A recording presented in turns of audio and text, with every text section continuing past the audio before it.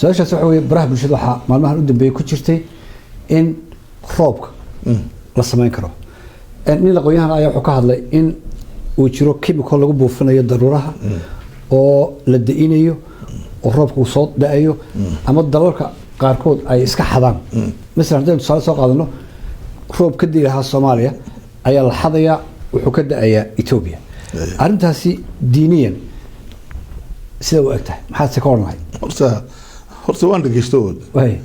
dadku soo uga sheekeynayaan diiniyan iyo cilmiyanba dadkeena waxba ka laaqan horta roobku siduu u da'o waa la daraasay cilmiyan waa la gaaray soo roob u da'a goor mu da'a halkuu ku da'a wararka markaa dhageysanaysid berito roob baa dii karaya beri hore gaaladu waxay oran jireen marka sheega roob baa daaya 30 sano ka hor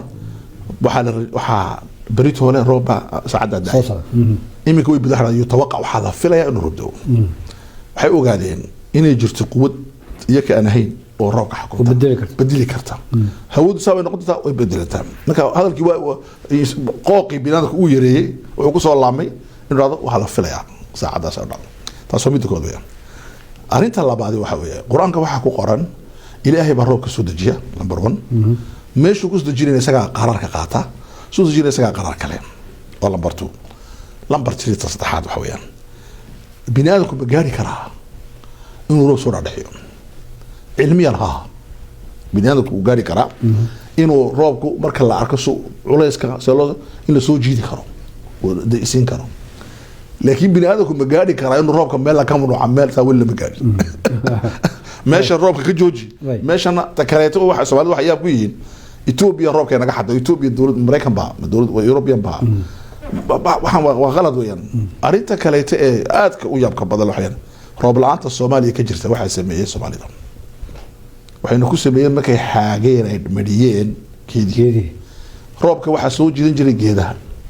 waa sunna ilaahiya geedii roobku waayay marka abaaraha waxa badiyay waa annaka ilaahayna wuxuu qul huwa min indi anfusikum inaka isku wacan ilaahay marka wax Ethiopia roob naga qaateen ma jiro waligeedna Ethiopia buureego way naga roob badnaayeen وانا قرنو ماشي يوتيوب بوريه وانا قرب داين دولك Soomaalidana way ka roob yarayeen waligoodba boqolaal sano kuma ku sano saas baa ma taana sidoo banahay waasad su'aasha ugu dambaysa ee sheekhan ku diin xawey inta badan waxa ka hadashaa barnaamijyo ku saabsan dhaliilaha dawladda Djibouti dawladda Djibouti ama Ismaaciil Cumar Geele wuxuu ku haystaa inay tahay cadawga koowaad ee Djibouti laga yaabaa in aniga ka hor dad badan ay sida ama fikirka ay ku weydiiyeen adiga iyo Ismaaciil Cumar Geele ma wax gooniye ama dagaal gooniye baa ka dhaxeeya mise waxaad ka hadashaa xaqiiqo ka jirta Djibouti sidoo soo aragtaa horta Ismaaciil Cumar Geele xaqiiqadiisa ku sheegay waxaan geli anigu waxaan nahay qaraab waxaan nahay habro wadaag hooyadii waa ilmaade rama waanan hooyadeyna ku soo kortay xafadooda aniga nolosheeda waqti kamid ah xafadooda ku koray mar abaay hooyada ay kala dadmada Soomaaliya marka wax shakhsiya lagama dhaxay in badan wuxuu isku dayay inuu wax weyn siiyo si aan uga aamuso laana masjidka Xamuud baan ka qabay Djibouti weyn xaq sheegi jiray waxa iga soo gaaray mishaar la iga gooyo waxa iga soo gaaray shaqado la iga eriyo wax badan baa iga soo gaaray marka dambeeto waan u tagay waan waaniyay saddex shay baan waraqad baan u qoray waraqad baan quraaniyo culimo arinta ugu weyn u sheegno waxay saddex arimood waxaan ku hornaa meesha waa la wada leeyahay hal ugu la yeesho عادي هذا كان قرنتها ورقد وقرنها ماشي ما ودا لeenahay hal ugu la yeesho ila yeelanay markuu magac baan u sheegay daahir daafni ka dhacdo friidka ku yeelanay Abdulrahman Buura ku yeelanay ma jaamac ku dadkan weedaka ku leeyin laga malay arinta labaad waxaan ka oranay wadankan uma baahna wax badan in yar cadaalad u baahan in jir cadaalada sameeya arinta waxaan ka oranay warbaahinta adiga magacan baad ka hadlaysaa ma aragtay geeska Afrika wadanka quraatay hal telefishan loo inaan naqo dadku waxay aqli yeeshaan wadanka quura xataa maartay Somaliland oo adduunka ka ictiraafsaneen maxay leedahay telefishan mucaarada leedahay kuwa muxaafada leedahay waa wadanka quura waxa mid Eritrea hal telefishan hal raadiyo hal journal qof hal kale ma jiro waxaan qorno dadku hadlaan dadka iska nabad gali wuxuu naga yiri meesha ku nooshihiin meesha aad waxa ka rabtiin maaha arintaas waxay keentay aniga Sheekh Cabdiraxmaan Sheekh Raado شقير شقويكنا لا يريو ولا عذاب ولا جوجيو كدي waxaan oranay war dalku wuxuu baahan inaan badbaadino mucaaradkii waan oranay USN baa sameeynay mucaaradka waa tii dagaalka ay la gashay doorashada waa nakii ka badinay wakiilna la xidhxidhay waxaan qaatay sanad iyo 8 bilood 6 bilood sheekada saaxiibadana way qaateen waxaas oo dhan maxaa keenay xataa aniga wuxuu yidhi hadduu xeerku ii saamaxayo waan dili lahaa ninka hadduu xeerku ii saamaxayo waan dili lahaa intaa in ka daran buu yidhi wax badan buu sameeyey oo maaragtay in la isumeeya la isku dayay wax badan baa la isku dayay laakiin ilaahay baa qadarin tabaaraka wa tacaala marka isaga personal attack ma jirto